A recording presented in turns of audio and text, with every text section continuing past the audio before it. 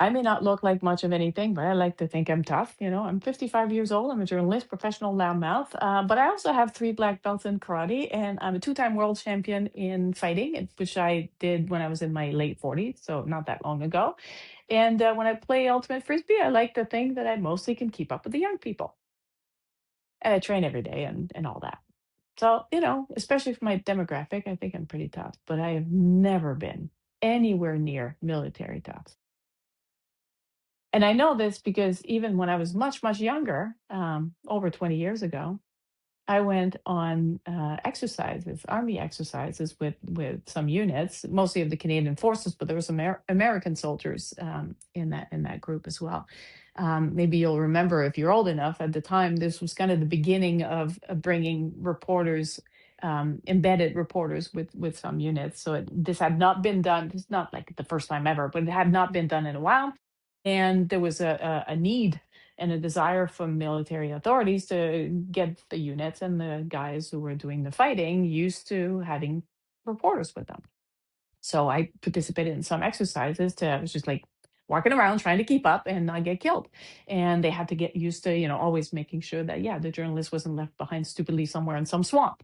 And even though as I like to say that I'm pretty tough and I can keep up, and I was only wearing maybe 20% of the equipment that these people were wearing. Like basically all I had except for the fatigues and the boots was a Kevlar vest, which is hot in the summer, and a helmet that weighed about 7,000 pounds. But I was not wearing any weapons or ammunition or anything. I think I was carrying my meal pouches, and that's about it.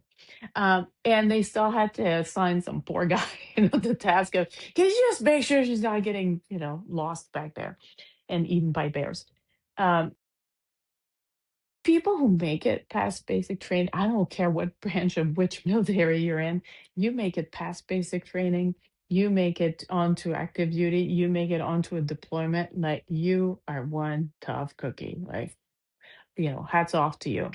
Um, and and I say this with all the love I have for people who serve. Sometimes they have even a perverse enjoyment of like the worse it sucks, the more they like it. Like they're like so enjoying knowing that no matter how sucky this gets, like, damn it, we're gonna do it, and then we'll all get drunk afterwards and you know laugh about it. So when Donald Trump, who invented bone spurs to get out of the draft during the Vietnam War when he was young and healthy enough to serve, um, and probably one of the least healthy human beings I have ever seen in my entire life, with his blotches on his hands and whatever is going on with his ankle and falling asleep every 5 minutes, and not to say anything about like what's going on up here. Uh, when this guy turns around and tells the families of the sailors and the Marines aboard the USS Abraham Lincoln that, no, yeah, they're not complaining. They don't have a problem. And that deployment, by the way, is not nearly long enough. Wow. So, a few facts. So, first of all, the USS Abraham Lincoln is an aircraft carrier, and it has on board a number of Marines and Navy sailors. And they've been on deployment since November 2025.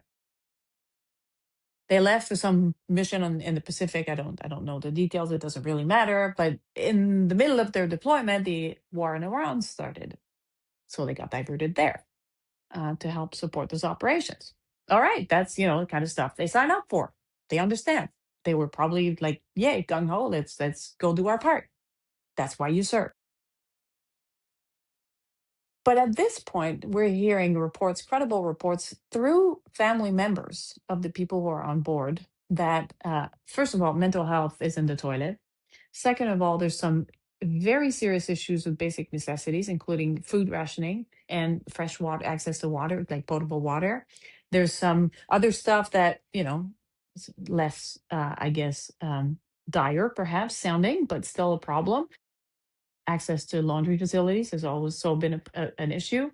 Apparently, mail got lost or misdirected. They don't quite know what happened, but like for months on end, people couldn't get the care packages sent to them from their family or friends. And I've never served on active duty, but I understand that those care packages mean a great deal, and they're very important. And losing them is not a small thing. And there was also issues with time restricted for calling calling home or calling whoever they want to call, and that too is a big issue.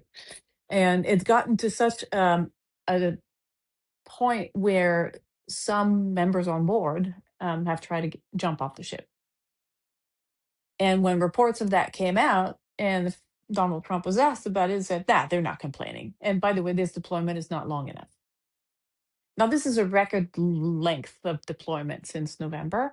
And what's really the worst part of it, and the part that's underreported, and what I really want you to keep in mind when you hear and discuss this story, is that these people on board that ship have basically not been on dry land at all this year.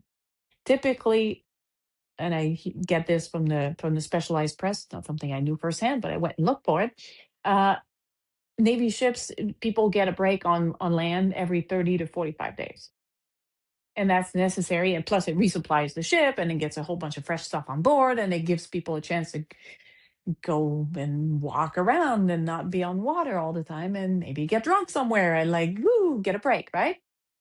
They have not had that at all this year.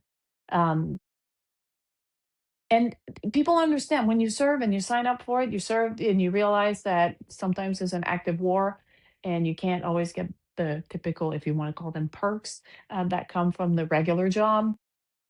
But between not getting time on shore every 30 days and not getting time on shore at all in 8 months, there's a massive um, there's a big difference. And I mean, I like to think I'm tough. I'm nowhere near as tough as these people are, but 8 months without touching grass or ground or anything, and without having access to typical like fruit and vegetables or like plain water, and being in those situations and not being able ever to get a break, and they are at the breaking point. Some of them are at the breaking point. I want to be fair about this, not everyone, but you have credible reports. Like we've seen text messages from from those folks to their wives or their family members, telling them how difficult the situation is, and you're just going to dismiss it out of hand. These people have lost every ounce of legitimacy when it comes to I mean, to call them unfit for office is almost like a gross understatement at this point. But just keep that in mind when you read and hear about this story, is that not only are these people way tougher than any of us combined, but they go out there and they serve regardless of how stupid this war is. And when they get to the point where they want to jump off the ship, we've failed them, not the other way around.